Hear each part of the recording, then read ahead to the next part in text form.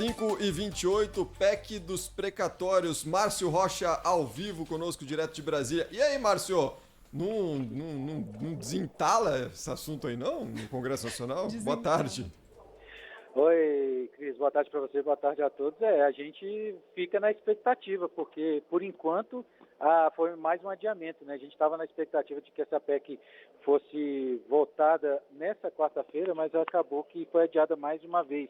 E aí a gente já tem a informação de que o governo tenta criar uma ofensiva para conseguir analisar essa proposta, né, na quarta-feira da próxima semana pelo Congresso Nacional. Inclusive, o líder do governo na Câmara, o deputado Ricardo Barros, soltou um comunicado no meio da tarde de hoje, convocando a base aliada para discutir e votar a PEC lá na próxima quarta-feira, né, no dia 3 de novembro, e garantiu nesse comunicado que existem votos para aprovação.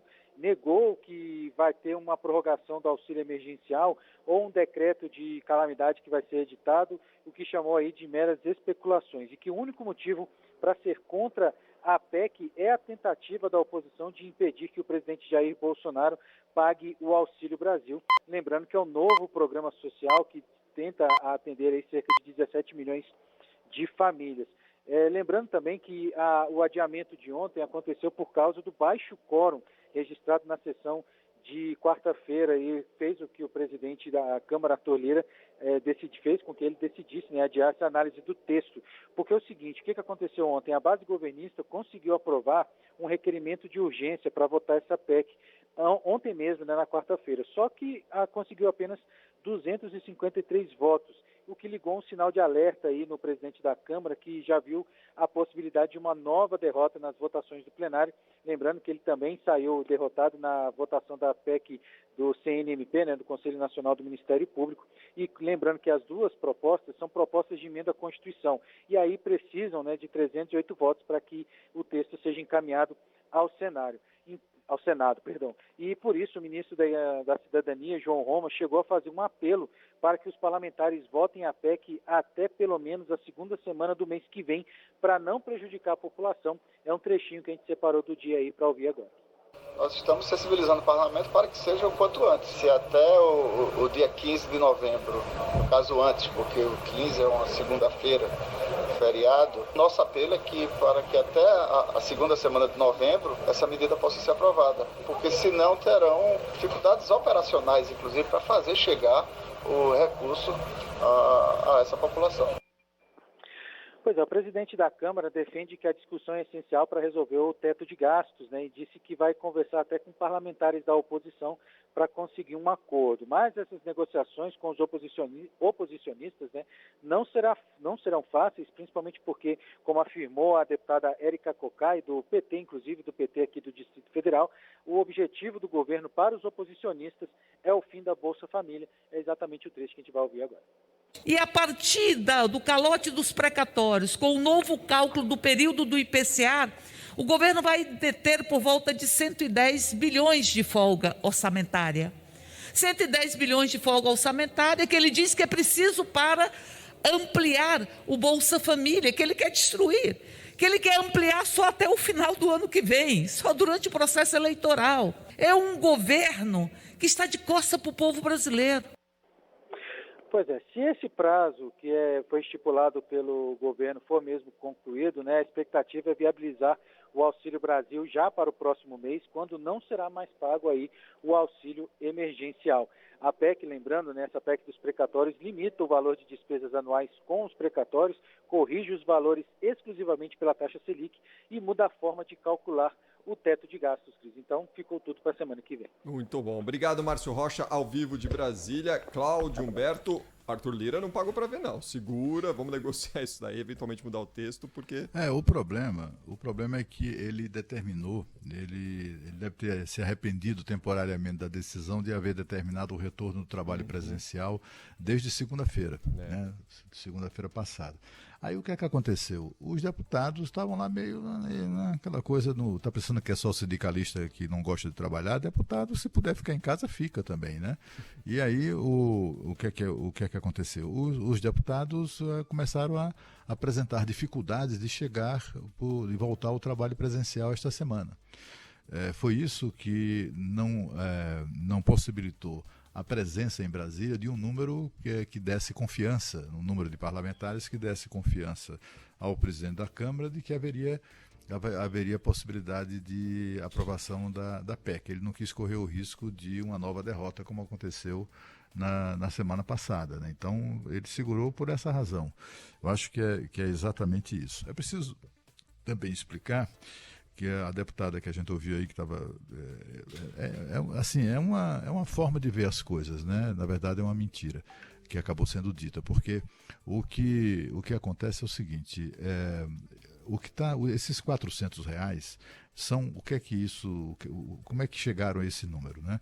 Os R$400 são o valor do Bolsa Família atual, corrigido em 20%, tal, e mais um auxílio emergencial, que será mudará de nome para auxílio temporário, que vai ajudar, essa é a ideia, né? Ajudar essas pessoas muito pobres que passam fome, como a Lana destacou mais cedo, a atravessar o ano de 2022, que ainda vai ser um ano muito difícil do ponto de vista da economia, né? Todo mundo, sobretudo os mal-humorados, né?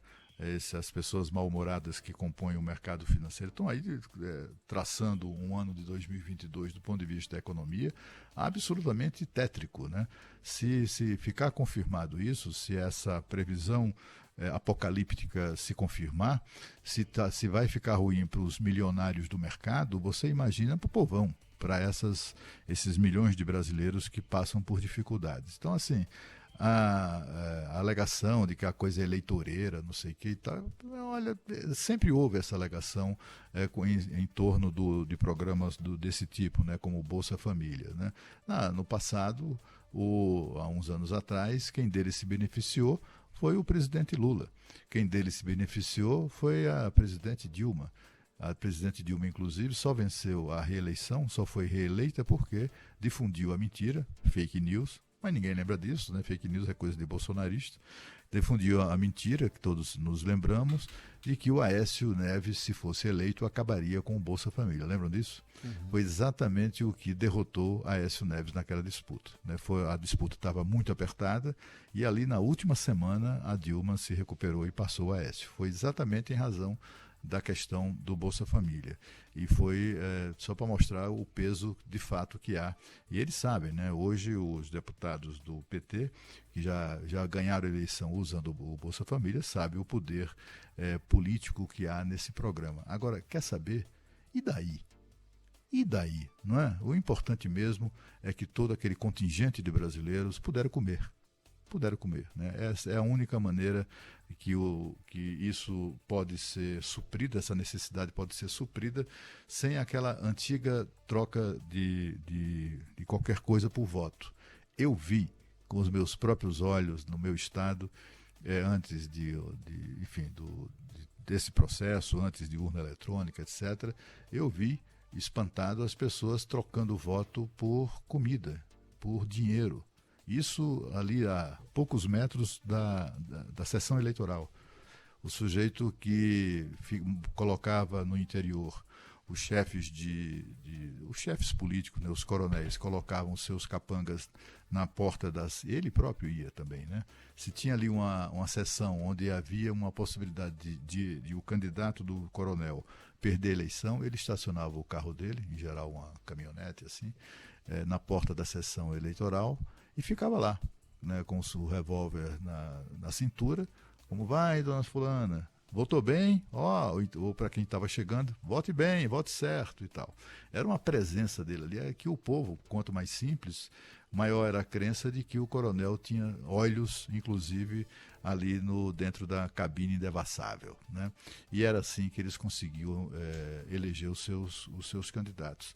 Então, assim, é tudo... E eu vi troca de quilo sabe assim, pacotinho de quilo de arroz, quilo de feijão, as pessoas indo lá buscar e só mostrava o título de eleitor. Não tinha nem como provar que havia votado no candidato do coronel, né, ou do político que estava ali comprando votos. Mas era uma coisa explícita, né? O Bolsa Família também teve essa característica boa, né? as pessoas não precisavam mais se submeter a isso. Quem era miserável, quem era pobre, quem passava fome, tinha um Bolsa Família. Né? Tinha orgulhosamente um cartãozinho lá que as dispensava de se submeter a essa coisa humilhante de buscar lá qualquer migalha do chefe político. Né? Essas alegações são alegações procedentes, mas é muito confortável se fazer esse tipo de coisa. O Lula se aproveitou do Bolsa Família, Bolsonaro vai se aproveitar do Auxílio Brasil. Olha, se eles se aproveitarem, os políticos são assim, né? Isso é da natureza dos políticos mesmo. Mas, assim, para mim, o mais importante mesmo é que pessoas não passem fome. Eu acho que essa que é a questão fundamental. E se houver qualquer crime, qualquer tipo de crime nesse tipo de concessão de benefícios, que o crime seja punido. Mas o que não pode as pessoas ficarem procurando pretexto para negar ajuda a quem muito precisa dela. Também temos que alertar que a estratégia que foi desenhada para evitar que as pessoas passem fome nesse momento talvez não tenha sido a mais rápida, né, Cris? Porque apostar numa PEC, que é uma proposta de emenda à Constituição para abrir espaço fiscal para pagar um auxílio que é emergencial, já que a gente está falando que o auxílio vai acabar este mês e o Bolsa Família não é suficiente para aplacar a fome do grupo de pessoas que entrou para essa extrema miséria, extrema pobreza no Brasil. Faço aqui um depoimento pessoal. Andando pelas ruas de São Paulo, é visível a quantidade de pessoas que estão morando na rua, lonas e lonas se estendendo pelas avenidas da cidade, pessoas pedindo, famílias inteiras dormindo no meio da rua, debaixo de uma lona. Se as pessoas chegaram a essa situação, é óbvio que elas estão passando fome. Tem levantamentos apontando mais de 100 milhões de pessoas com alguma dificuldade para se alimentar. Metade das famílias com crianças até 5 anos estão com dificuldade de alimentar essas crianças. Um levantamento que foi divulgado ontem a pedido do Ministério da Saúde, inclusive, para falar sobre essa futura geração que está enfrentando a fome hoje. Então, apostar numa proposta de emenda à Constituição, que precisa passar com 2 votações, 2 turnos na Câmara, no Senado, com um placar mínimo de 308 votos na Câmara, sendo que 130 é o pessoal da oposição que já está dizendo que não vai colaborar. Então, a solução alternativa tem que sair rápido. É só isso. Então, o governo tem que pensar, porque até o dia 15 do mês que vem, o pessoal já não tem mais auxílio. E o Bolsa Família não vai dar conta, Cris. O tempo da política é diferente, tá tudo muito bom, tá tudo muito bem com a geladeira dos senhores que tá cheia, né? Então, por favor, eu acho que a cobrança tem que ser no sentido de acelerar a solução desse problema, porque é urgente que a gente não veja o grupo de pessoas que já está numa situação dramática aumentar e a coisa piorar. É uma obviedade, eu acho, o que eu estou dizendo, né? Acelerem o passo aí, por favor. É desafio grande. 5h41.